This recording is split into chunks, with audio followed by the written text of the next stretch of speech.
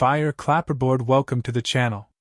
Today, we're going to dive into an intriguing review of the Special Ops Lioness series created by Yellowstone, author Taylor Sheridan. But before we get started, make sure you give the video a big like, comment your thoughts on the series, and of course, subscribe to the channel so you don't miss out on any must-see content like this one. Now, come on, get ready to unravel the mysteries and thrills of this thrilling spy action journey. Review: Lioness, created by the author of Yellowstone, misses the point of a compelling spy thriller. This is not Zero Dark 30-inch. It's not American Sniper, either. In fact, it feels more like Dallas, set in Syria. The creator of the popular Yellowstone series, Taylor Sheridan, has been a guaranteed hit for Paramount. Everything he plays on TV seems to turn to gold in terms of ratings. However, when he ventures outside the Western genre, his creative forays don't always meet with the same success.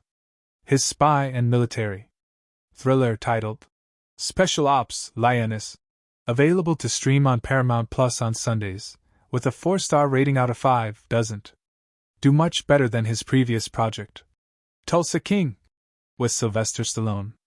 While the cast features heavyweights like Zoe Saldana, Nicole Kidman, and Morgan Freeman alongside Stallone in Lioness, there isn't always an engaging narrative behind their famous faces.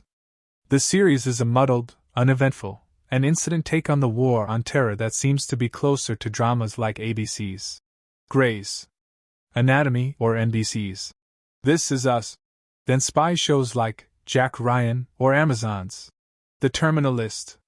Sheridan doesn't seem to understand what people appreciate about war stories. We are not here to view torture porn and misanthropy. We want inspiration and courage, and we root for the American dream to triumph over its enemies. It's not enough to put white bearded men in camouflage vests and automatic weapons. It is essential to have an ongoing story behind every drone shot and attack. Lioa can't clearly decide if it wants to tell the story of a female Marine turned operative named Cruz, played by Laisla de Oliveira, or if it prefers to focus on her jaded handler, Zoe Saldana, and his sordid family life. In addition, there is the approach to the bureaucrats who run the armed forces and the CIA, represented by Kidman, Freeman, and Michael Kelly, alumnus of House of Cards, or even the story of the men gone mad in a military unit under difficult circumstances. The first half of the premiere episode is mostly an introduction to the Marines, showing how Cruz escapes an abusive relationship and a low-paying job at a diner by enlisting and quickly outperforming all the men in training to become Joe's next undercover agent on Lioness. This program implants female operatives in the social circles of terrorist wives, daughters, and girlfriends. One would think that with a title like Special Ops Lioness, most of the series would follow Cruz on his secret mission, but it seems that aspect has been overlooked. Instead, the narrative spends a lot of time with Joe's family, including his pediatrician husband, Dave Annabelle, and his troubled teenage daughter, Hannah Love Lanier. It's hard to understand scenes like this, with Joe's husband telling unknown parents that their 6-year-old son has terminal brain cancer, or the teenager pulling a football opponent's hair, have to do with a show that begins with a drone strike in Syria. These scenes, in addition to being emotionally manipulative and awkward, are just plain boring and add no express information about Joe's character or motivations. There are some moments where the series gets it right, especially when it shows Cruz in action in high-risk situations, creating palpable danger and intrigue for a few seconds, at least. However, these moments are overshadowed by scenes where Joe commands a special ops team to kidnap and torture Cruz as part of his training for a possible future kidnapping, or when Joe forces Cruz to strip to make sure she doesn't have tattoos that could jeopardize a mission. Also, there are a lot of bar fights between random military divisions, and not enough reason to remember the names of any of the characters in the scene. After 2 episodes, it wouldn't be surprising if the viewer couldn't recall the names of any of them. Analyzing Sheridan's trajectory, with hits like Yellowstone, its spin-offs, and films like Hell or High Water, It is evident that he is capable of writing engaging and addictive dramas.